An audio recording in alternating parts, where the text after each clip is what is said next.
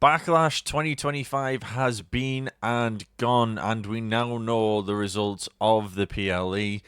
We've seen the matches. Let's get into it and discuss my thoughts on what I thought of the pay per view and what my initial reactions are.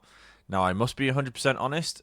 I saw the first 2 hours of Backlash and then I passed out on the sofa. So today, we've watched it first hours of this morning as soon as I've woke up.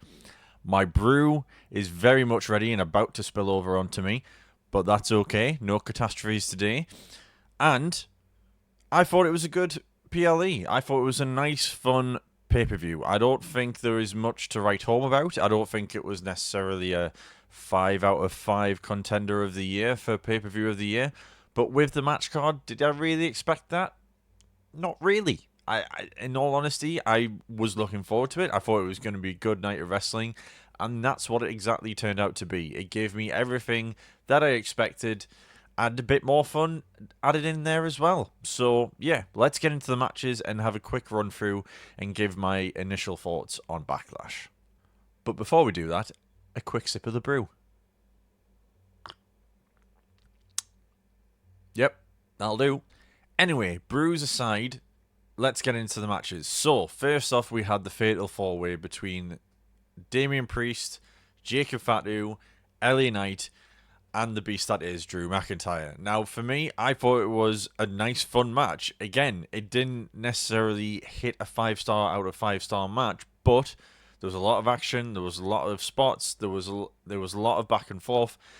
And, of course, a bit of a cheeky dig here from the Royal Rumble. Everyone got their bits in. And, again, Jacob Fatu looked great. LA Knight looked great. Damian Priest looked great. And Drew McIntyre looked like the beast that he is. And then, of course, at the end of it all, we got a surprise entrance and reveal of Jeff Cobb coming into the fore.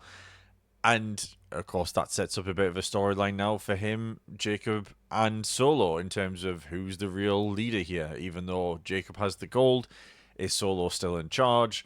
What's Jeff's role in all this? We'll have to wait and see. But in terms of the overall first match of the card, I thought it was a great opener and set the pace for the rest of the night, really. And, yeah, not really much else to say about it other than that. And then next up was probably my match of the night, which was Lyra versus Becky for the Intercontinental title. And again, it was a great match, lots of back and forth. I think both women did really well in terms of carrying the match and being able to sell, obviously, the rivalry that's really been relit up ever since the NXT days when Lyra and Becky had their back and forth. Of course, we had the turn at the Raw after WrestleMania from Becky. And I thought they sold it really well. Now, I think a lot of people were expecting maybe some shenanigans at the end with Bayley maybe coming out and attacking Becky.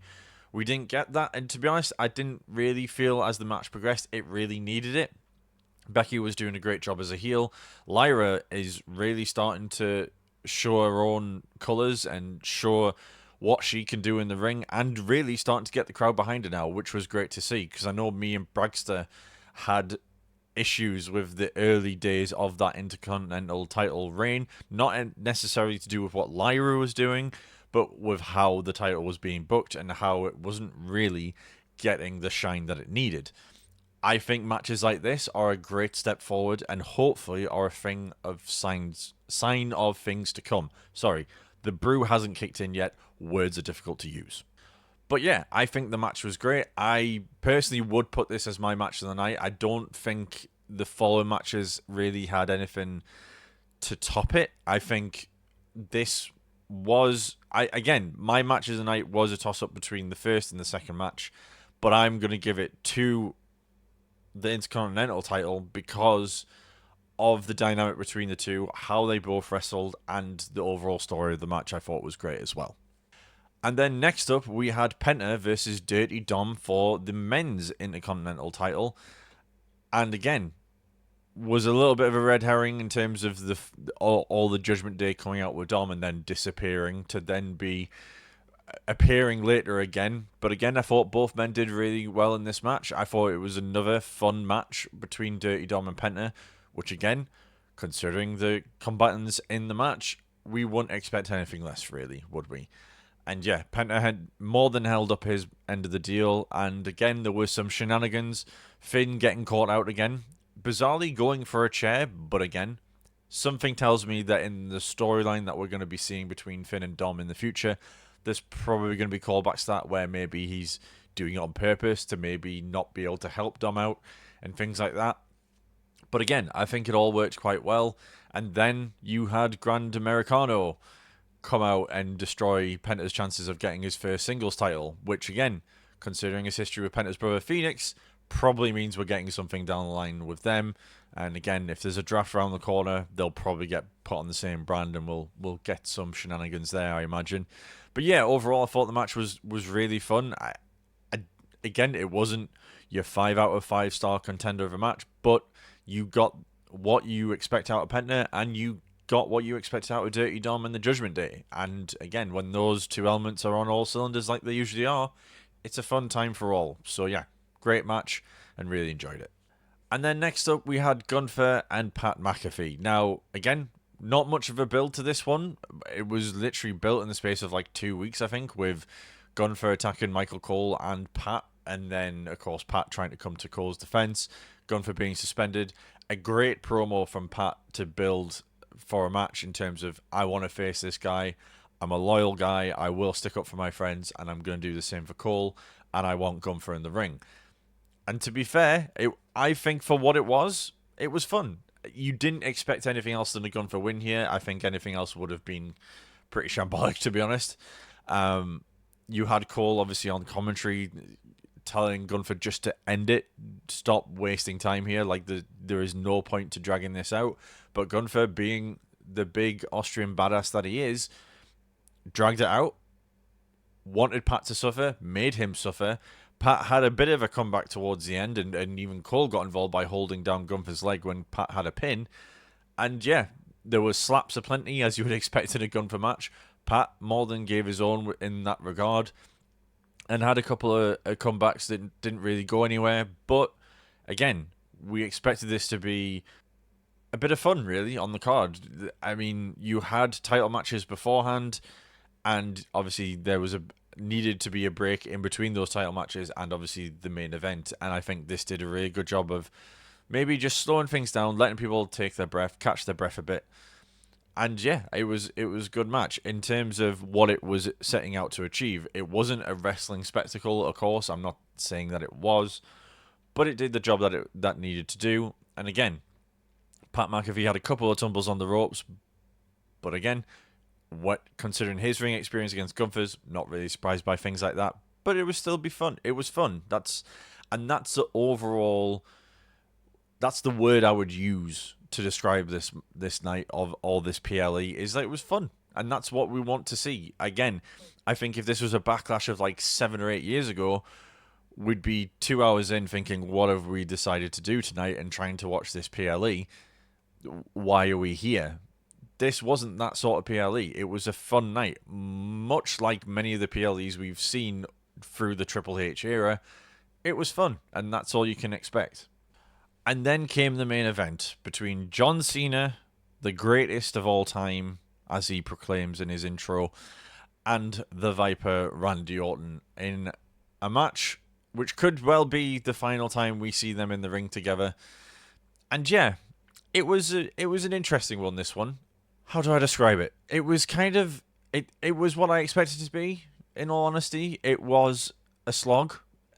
Initially, I think the slowness wasn't what I was hoping for. Was that Cena was maybe going to be a bit more energetic, have something a little bit extra in the tank, and unfortunately, we didn't quite get that. I think the match itself worked because of how Cena obviously is now as a heel. If this was Cena as a babyface, in terms of the pacing, the moveset, the overall story of the match, I don't think it would have really worked, and I think it would have fallen on flat ears. But I think with the shenanigans with the referees, with Randy getting frustrated, RKOing pretty much everyone in his vicinity and having an RKO party all of his own, and then of course we got Truth coming in at the end and interrupting Randy, punting Cena into the next century.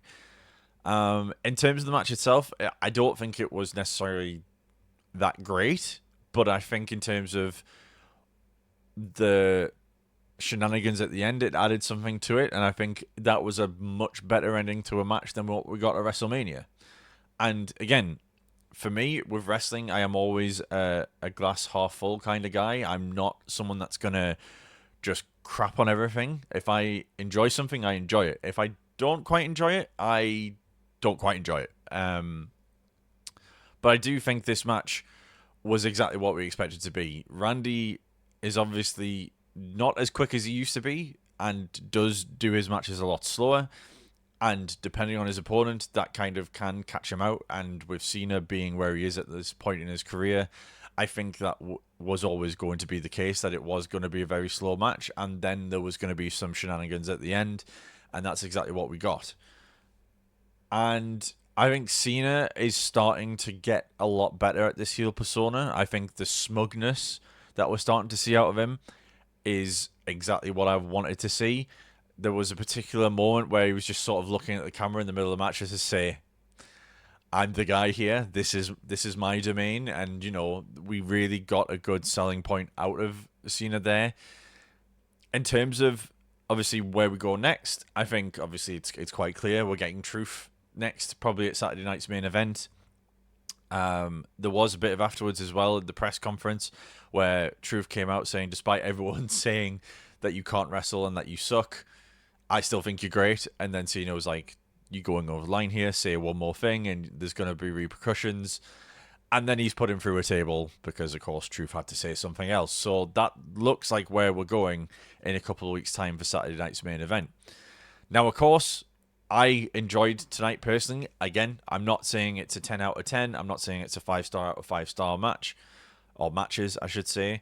For me, it was a solid 8 out of 10. I don't think there was anything that would put it into an all-time great. But I certainly didn't think there was anything that would put it into like a lower 5 out of 10. Maybe really not enjoying much of the night. I think it was a good, fun night. Everyone should have enjoyed that, really, if you're a WWE fan.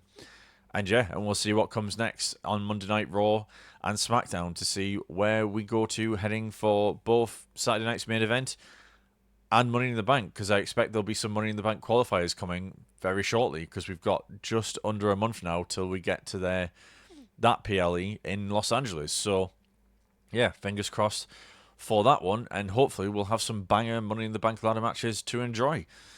But as always, folks, as I'm about to finish my brew, I hope you enjoyed the video. As always, if you have enjoyed the video or if you've seen anything of our stuff before and you want to see more wrestling content, hit that like button, hit that subscribe button. We're on the way to 100 subscribers now, and we would greatly appreciate your help, as we've only really just gotten started in the past few months, and any of your support would be greatly appreciated. And of course, we'll be back to normal service where you will see both my ugly mug and Bragster's incredibly high fringe in the next video. And of course, we'll see you there for that one. So thanks very much for watching, and I'll see you soon.